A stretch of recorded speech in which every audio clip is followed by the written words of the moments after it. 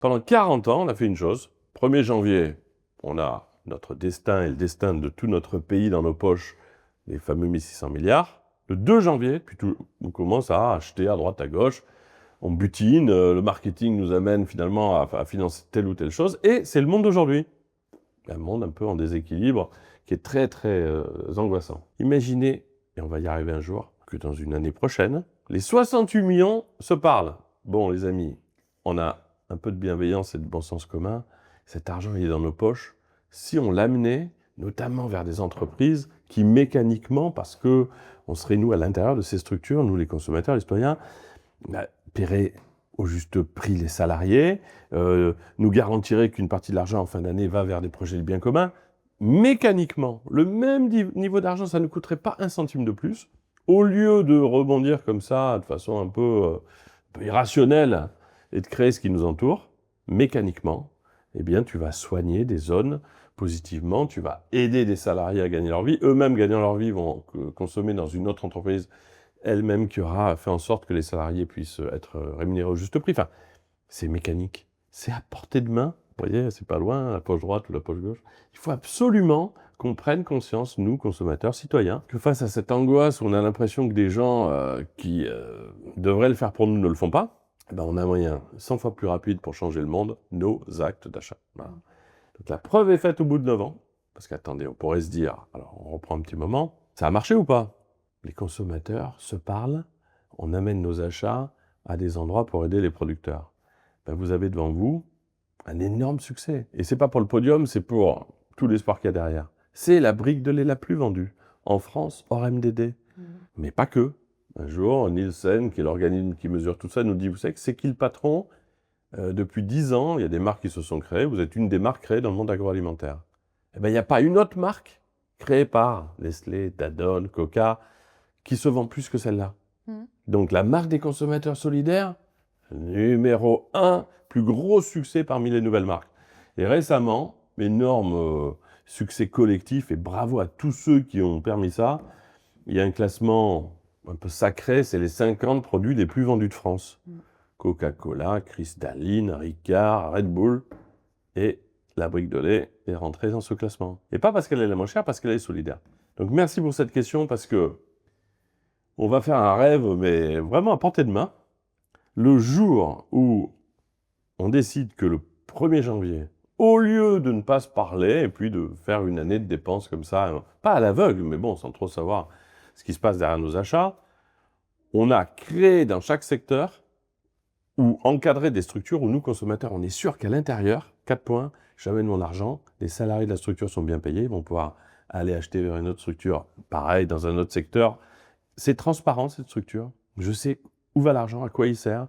Et je sais qu'il y a 25% des bénéfices qui reviennent vers du bien commun. On devrait y arriver à faire ça. On l'a fait avec C'est qui le patron, c'est un immense succès. Si on fait ça, l'immense paquebot, là, il y avait cette image aussi dans la conférence ce matin, un paquebot lourd sur une mer pas facile, tu as l'impression que le volant, plus personne, tu sais pas vraiment s'il y a un pilote, et tu dis mais ça va jamais tourner quoi. Et s'il y a 68 millions de petits remorqueurs qui se mettent à pousser par des impacts qui s'appellent nos actes d'achat, le bateau il va tourner.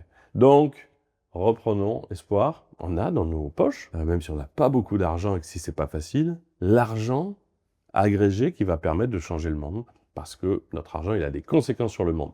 Faisons en sorte, on est dans les producteurs mais pas que cet argent ait je dirais une destination et des conséquences positives. Voilà. Ben, vous me faites très plaisir parce que c'est compliqué à expliquer parce que quand tu parles de ça, on dirait le discours de 3 personnes. Ouais, mais tu te rends compte, tout le pognon, il sort de nos poches. Ah, putain, c'est pas possible, on devrait pas changer les choses. Là, c'était il y a 10 ans, un discours un peu comme ça.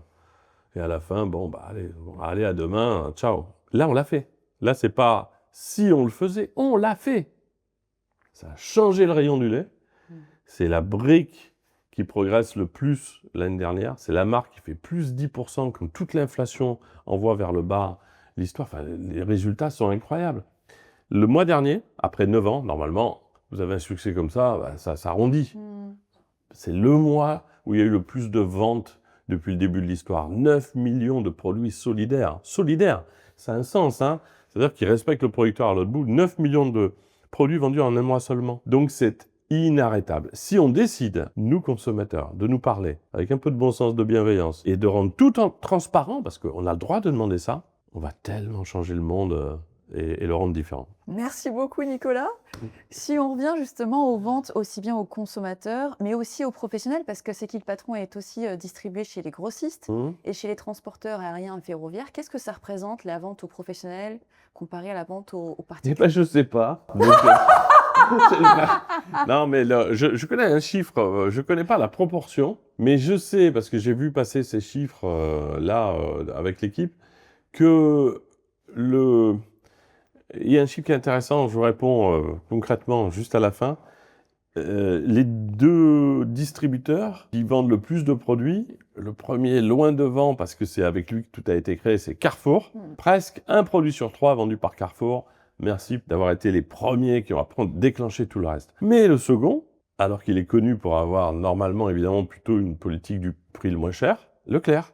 Leclerc, c'est le deuxième et le premier contributeur à la croissance. Voilà. Et ensuite, il y avait des enseignes un peu pas en retard, mais qui voulaient voir un peu les choses différemment, notamment Intermarché, après avoir un peu comme ça temporisé. Là, c'est maintenant celle qui progresse le plus, donc on voit que tout le monde va dans la même direction, mais il y a une chose qui progresse encore plus que ces progressions enseignes, c'est la RHF, c'est-à-dire restauration hors foyer, avec des partenariats, des appels entrants, ce qui est fantastique. Vous vous rendez compte que nous, la SNCF nous a appelés en disant « Je veux mettre un produit, là il y en aura bientôt un deuxième, solidaire dans mes wagons-bars », je ne sais pas comment ils appellent ça maintenant. Je me fais engueuler à chaque fois parce qu'il y a un autre nom pour décrire le bar. Mais... La voiture-bar. Ouais, voiture-bar, mais je crois... Non, et maintenant il y a encore un autre, le bistrot peut-être, je crois que ça s'appelle le bistrot maintenant. Donc là il y a le jus de pomme, énorme succès. Dans ton train, tu peux consommer un jus de pomme, on le dit à chaque fois. Ce jus de pomme, c'est des producteurs qui nous ont appelés en disant « Vous avez fait le lait, nous il nous manque 9 centimes, on arrache nos arbres parce qu'on n'a plus de débouchés. Est-ce que vous pouvez mettre les 9 centimes ?» On a mis les 9 centimes, ils ont évidemment pas arraché d'arbres, mais ils en ont même replanté. Et voilà comment, en un petit voyage, tu participes à quelque chose de merveilleux. Puis après, bon, Air France, Cervère, et récemment, Burger King, appel de Burger King, waouh, bon, après tous les restaurants, les brasseries, enfin j'oublierai plein de gens, mais Transgourmet, je veux citer les noms parce que c'est des gens qui ont fait plus que une opportunité. Ils se sont dit, non, on va bouger, quoi. Et on leur a dit, allez-y à fond. Métro, Transgourmet, tous les professionnels, les restaurateurs, la coupole, le pied de cochon, la brasserie Lip, c'est devenu des endroits où on peut trouver maintenant des ingrédients solidaires dans les menus. Et Burger King appelle. Ok, nous le principe c'est quand même qu'un maximum de producteurs puissent être aidés, avec un principe très fort.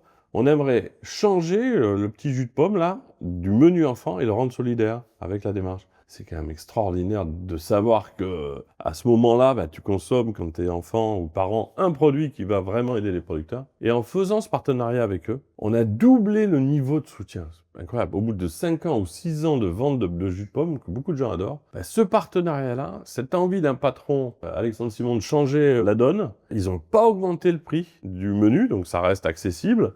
Finalement, tu as une génération qui va pouvoir avoir dans les mains un produit qui respecte le travail de ceux qui, à l'autre bout, ont fait les pommes et donc le jus de pomme. Un grand merci Nicolas de votre temps. Merci à vous, merci pour l'invitation.